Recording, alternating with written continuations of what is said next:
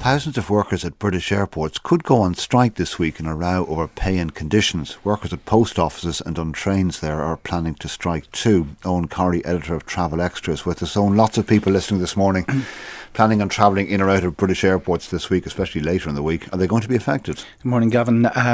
Nobody's really jumping to attention on it. The airlines are operating schedules as normal.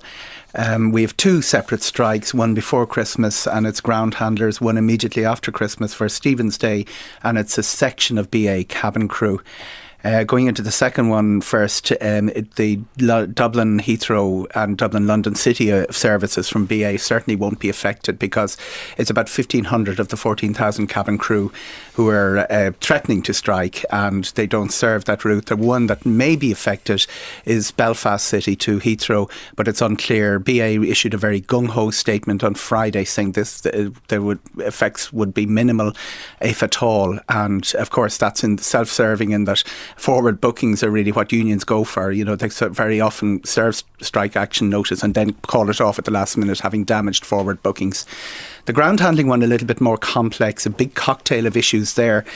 And it's Swissport or the company involved. What ground handling means is the people who check you in and handle baggage. Airlines used to do this themselves. They now subcontract it. These guys handle Ryanair in Stansted, which is very important to the Irish market. Is there any, even one flight to be delayed or to be cancelled, because most flights are going to be slightly oversubscribed at this time of the year, it could cause problems, couldn't it? Well, it's partly true what you say, but certainly in the Ryanair case, the flights will not be oversubscribed, and a small proportion of Ryanair people actually check in the bags, and that's where the crunch will be. The actual flights will be departing and leaving on time. It's the things like baggage handling is where the problems might arise. Swissport, again, quite gung-ho that they won't. They're making contingency plans.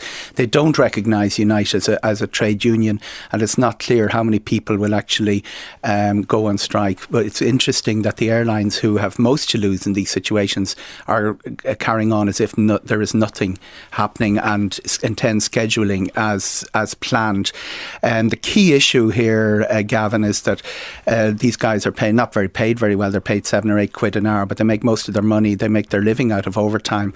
And what Swissport are doing is trying to tackle that end of their costs, which is a very high end of their costs. And United, with flexi contracts, yes. The overtime is what they're attacking, and the trade union is reacting very strongly to that. They did announce a strike for the 9th and 10th of December, which got very little noise and publicity.